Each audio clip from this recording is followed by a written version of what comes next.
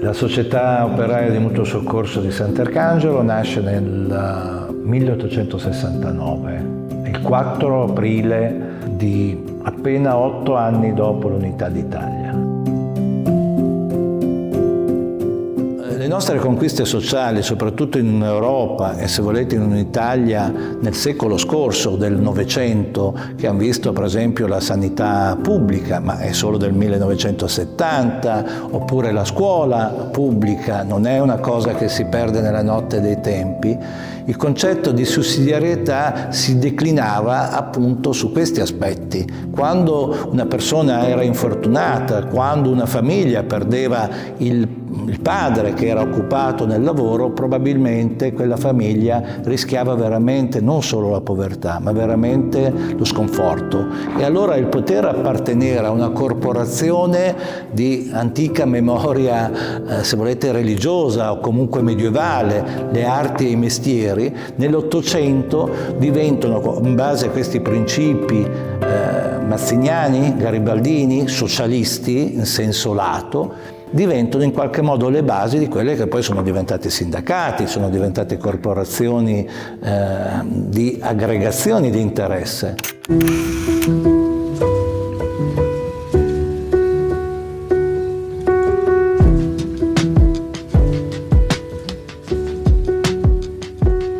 La Società Operaia di Mutuo Soccorso di Sant'Arcangelo è ospite di questo spazio che, se a ben guardare lo osserviamo, ha poco a che fare con quei principi risorgimentali, mazziniani, garibaldini. È un luogo che, se volete, di mangiapreti, è diventato un luogo che ha ricostruito questa spazialità di un'ex celletta, o meglio una cella di Santa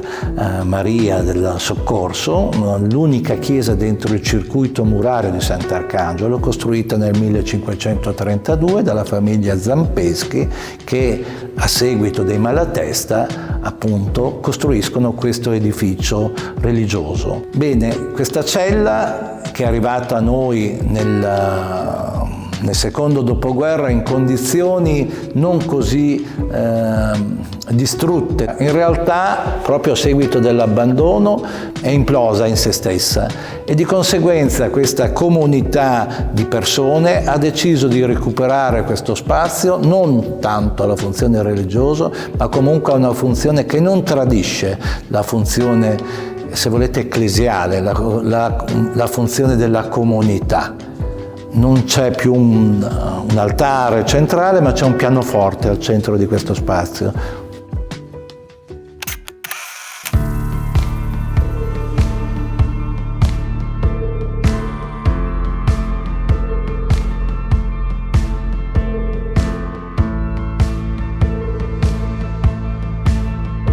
La volta che sono venuta in Celletta Zampeschi, alla sede della Società Operaia del Mutuo Soccorso di Sant'Arcangelo, la prima cosa che ho trovato appunto sono delle persone che hanno fatto questa società e che sono in qualche modo rappresentate all'interno dell'archivio. Come?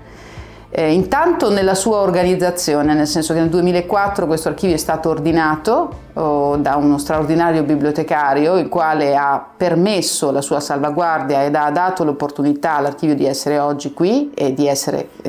stato ulteriormente ordinato e inventariato. E in questa organizzazione è chiaro che lui avesse in mente l'idea di rappresentare le persone che hanno fatto la storia della società. Silvano Beretta è stato il bibliotecario di Sant'Arcangelo fino agli anni 90. Appena andato in pensione decise di occuparsi della Società Operaia e del suo archivio, del suo deposito di manifesti, di materiali vari che erano custoditi al di sotto di questo vano e ovviamente secondo dei principi bibliotecari ha provveduto al ordinare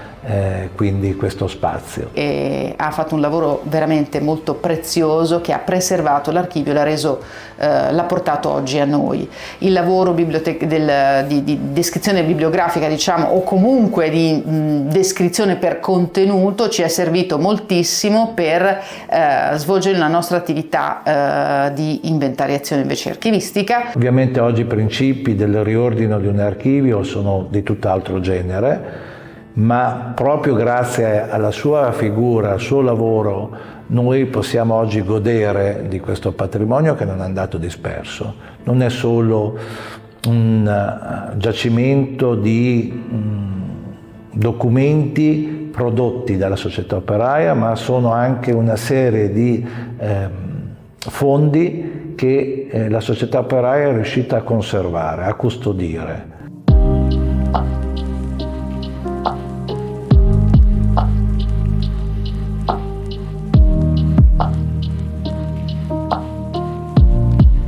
Dal punto di vista della documentazione c'è una prevalenza documentale rispetto al carteggio. Oltre a questo ci sono alcuni documenti tipici della gestione di una società operaia, sebbene siano principalmente legati al secondo dopoguerra, perché durante la seconda guerra mondiale gran parte della documentazione riferita all'archivio della società operaia di mutuo soccorso è andata distrutta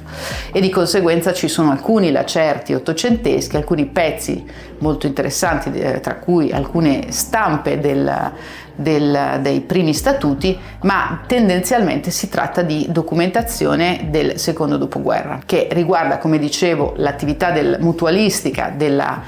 società operaia, ma riguarda soprattutto la vita culturale della comunità di Sant'Arcangelo, rispetto alla quale la società operaia di mutuo soccorso era strettamente, radicalmente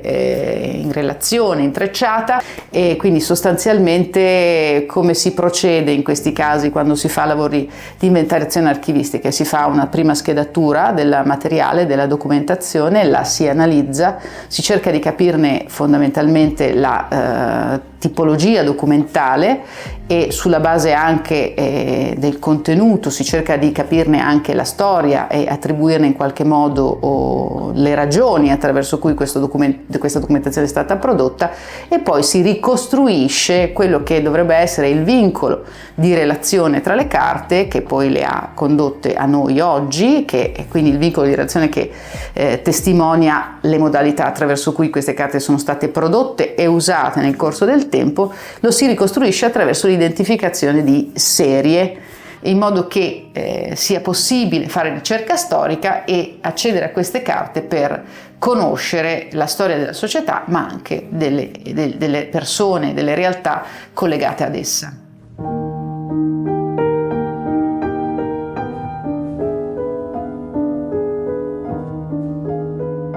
L'archivio è ricco, è una sorta di grande miscellanea,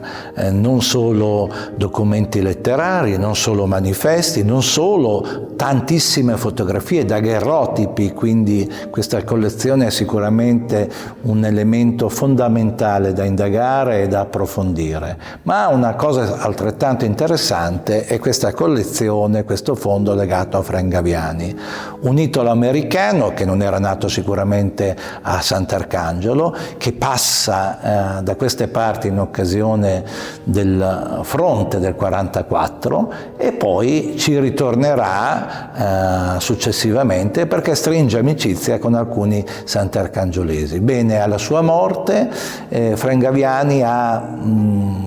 consegnato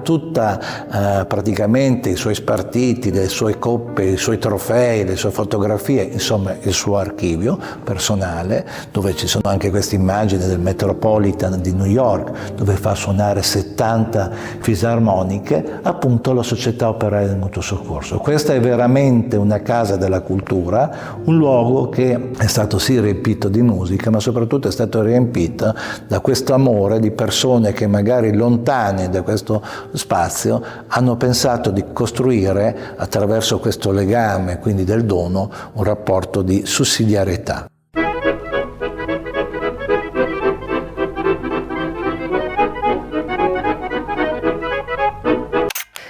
Oggi l'orizzonte è quello di andare verso una smaterializzazione del documento in quanto tale e quindi arrivare alla digitalizzazione, ovvero banalmente alla scansione dei documenti e la possibilità di renderli accessibili attraverso appunto una piattaforma di descrizione in quanto tali, quindi le fotografie, i documenti, in modo che le persone, non solo i ricercatori ma anche i fruitori sant'arcangiolesi, possano navigare all'interno del sito e dei suoi documenti.